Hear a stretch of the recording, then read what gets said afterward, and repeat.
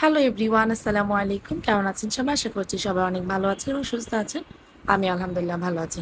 অনেকদিন পর আবারও মুক্তাজ ফ্যামিলি ব্লগ, একটা ডেইলি ব্লগ আপনাদের সঙ্গে শেয়ার করছি।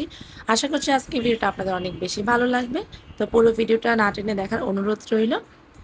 তো দেখুন, গতকালকে রাতেই তো আমরা বৃষ্টির দেখা পেয়েছি, প্রচণ্ড জোরে বৃষ্টি হয়েছিল। তো আজকে তো সারাদিনে আমরা রোজা রেখেছি, তো রোজার দিন দুপুরে তো খাওয়া দাওয়া হয়নি। তো আসরের পরপরই আমি ইফতার বানাতে চলে আসছি।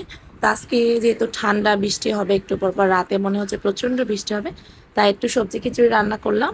আর সাথে মুরগির মাংস রেখেছি, রান্না করব। কিছুটা রান্না করে ফেলেছি, ভাতের চাল দিয়ে কিছুটা রান্না করেছি সবজি দিয়ে। এভাবে রান্না করলে কিন্তু বেশ ভালো লাগে খেতে। আর এই খিচুড়িটা সবচেয়ে বেশি পছন্দ করে আমাদের বাসা আমার হাজব্যান্ড।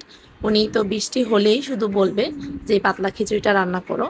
সেটা ডিম ভাজি দিয়েও সে পছন্দ করে, আচার হোক, মানে মেনলি তার এই সবজি খিচুড়িটা বেশি পছন্দ। আর এখানে আমি একটু মুরগির মাংস রান্না করার জন্য মশলাটা কষিয়ে নিচ্ছি। আর এই পর্যন্ত যারা আমার ভিডিওটা শুনছেন এবং লাইক দিতে ভুলে গিয়েছেন ভিডিওতে, প্লিজ আপুরা ভিডিওতে একটা লাইক দিয়ে দিও আর কমেন্ট করে জানিও ভিডিওটা কেমন হয়েছে। আর চিকেনটাকে আমি একটু ভেজে নিয়েছিলাম। আসলে ব্রয়লার মুরগি বা ফার্মের মুরগিটা ছোট ছোট করে কেটে ভেজে রান্না করলে কিন্তু খেতে খুব ভালো লাগে, খারাপ লাগে না। অনেকেই খেতে পছন্দ করে না, কিন্তু এভাবে রান্না করলে খেতে বেশ ভালো লাগে। আর এই তো এখানে সবজি রান্নাটা কমপ্লিট, মানে খিচুড়ি রান্নাটা হয়ে গিয়েছে। আর এখানে রান্না করে নিলাম মুরগির মাংসটা। ইদানিং ভিডিও ঠিক মতো দিচ্ছি না। অনেক আপু, যেমন ফারিয়া ব্লগের ফারিয়া আপু আমাকে বলেছে আমি ভিডিও দিয়েছি কিনা, আপু খবর নিয়েছে। তারপর অনেক আপুরাই নক করেছে যে ভিডিও কেন দিচ্ছি না। আসলে আপু গরমের মধ্যে এক তো গরম ভালো লাগছে না, দ্বিতীয়ত আমি পরিবারের মধ্যে একটা বিষয় একটু সবাই, মানে যে কোনো একটা কারণ আছে যেটার জন্য আমি একটু টেনশনে আছি। আপনার ভাইয়াও আছে, আমিও আছি। এই জন্য আসলে সংসার হচ্ছে মেন। এই জিনিসটা যদি ঠিক থাকে তাহলে সব কাজেই কিন্তু মন বসে। আর যদি সংসারে কোনো কিছুতে একটু মানে প্রবলেম থাকে তাহলে কিন্তু আর নিজের কাজটা আসলে তো একটা মন বসে না। তো যাই হোক, সেটাও একদিন ইনশাল্লাহ অন্য কোনো ভিডিও আপনাদের সঙ্গে শেয়ার করব। যেহেতু আপনারাও আমার একটা ফ্যামিলি, তা আমার এই ফ্যামিলিতে কি হয় না হয় সেগুলো তো আমি অবশ্যই শেয়ার করব। আর এই তো কথা বলতে বলতে আমরা ইফতারি নিয়ে বসে পড়েছি। আজকে সবাই খাটের উপরেই বসেছি খেতে, সবাই মিলে বসেছি।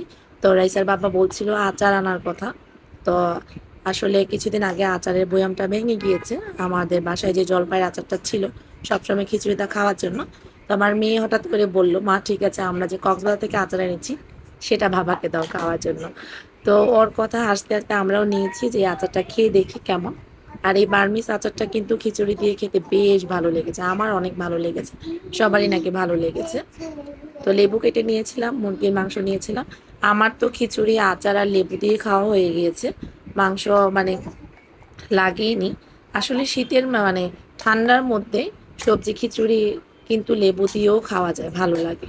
আর আমার মেয়ে তো খিচুড়ি খায় না, সে একটু ভাত নিয়েছে আমাদের সাথে খেয়ে খাওয়ার জন্য। আসলে ইফতারিতে সবার শরীর খাওয়া ভালো। আর ইফতারির পর আমি আপনাদের সঙ্গে মানে এখন এই ভিডিওটা দুদিন আগেই করা ছিল, কিছুদিন আগে কক্সবাজার থেকে আমরা কি কি আনলাম সেটার ভিডিও। এই যে বললাম মন ভালো নেই, কাজে মন বসছে না, ভিডিও আর শেয়ার করা হয়নি। তো ভাবলাম আজকে আপুদের সঙ্গে শেয়ার করি কক্সবাজার থেকে কি কি আচার, এগুলো কি কি কেনা হয়েছিল সেই ভিডিওটা। আসলে সংসারে অনেক জিনিসই দেখা যায়, মন খারাপ থাকলে না শিডিউল বা নিয়ম মেনে মনে হয় যে খাবারটাও ঠিক মতো খাই না, এক বেলাটা আরেক বেলা চলে যাচ্ছে।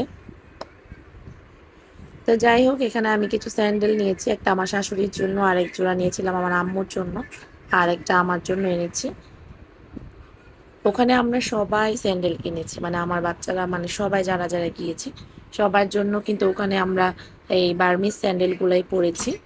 কারণ ওখানে প্রচণ্ড বালি, তারপরে গরম, সেজন্য আর সবার রেগুলার আমরা যে জুতা নিয়ে গেছি সেটা পরা হয়নি, ওই স্যান্ডেল কেনা হয়েছে ওটাই পরেছে।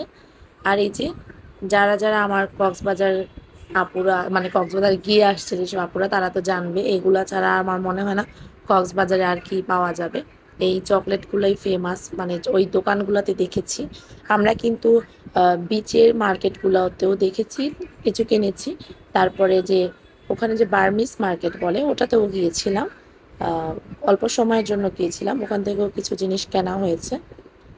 তো দেখলাম যে চকলেট বলতে সব জায়গায় একই, একই চকলেট বিক্রি হচ্ছে, একই আচার। এখানে কোনো ভেদাভেদ নাই। তো সবার জন্য এই যে চকলেট নিয়েছি। আসলে বাচ্চাদের তো আ স্বাদ লাগুক না লাগুক যেকোনো চকলেট তাদের অনেক পছন্দ।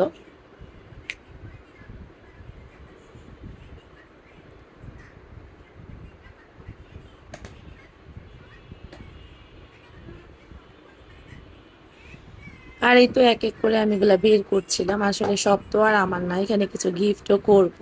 মানে আমাদের দিব। আর এখানে হলো আমার মেয়ে কিছু জিনিস কিনেছে তার ফ্রেন্ডদের জন্য। মানে তোর ফ্রেন্ডদের একটা করে ব্রেসলেট দিবে, এরকম কানের দুল দিবে, এগুলো পছন্দ করে সে নিয়ে আসছে। আর এটা ছিল একটা শুটকির প্যাকেট। এটাও আমি বের করিনি। শুটকিতে গন্ধ ছিল। ভাবছিলাম শুটকি অন্য একদিন বের করব। তো এই প্যাকেটের মধ্যে একটা শুটকি ছিল। আরেকটা শুটকির আস্ত একটা বস্তাই ছিল। আসলে শুটকিগুলা তো গরমের মধ্যে বেশি দিন রাখা যাবে না। তো যাকে, যাকে দেওয়ার আমরা কিন্তু শুটকিগুলা বের করে আ সবাইকে দিয়ে দিয়েছি। আসলে শুটকিটা ভিডিও করতে ভুলে গিয়েছি। আমি খুবই দুঃখিত। আবার দেখা গেছে এগুলা আমি চেয়েছিলাম ভিডিও করব। পরে আমার হাসব্যান্ড বলল যে, "তুমি ভিডিও করতে, করতে কখন ভিডিও করবা? আমার শুটকি ভিতরে নষ্ট হয়ে যাবে।"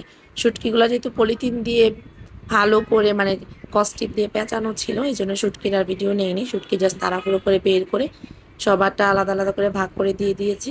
আমাদের নিজেরটা এবং আমার আম্মুর বাসার যেটা, আমার মায়ের জন্য যেটা, সেটা শুধু আমাদের ডিপে রাখা হইছে। আর বাকি মানে আশেপাশে ভাবিদের যাদেরকে দেওয়ার কথা সবাইকে দিয়ে দিয়েছি।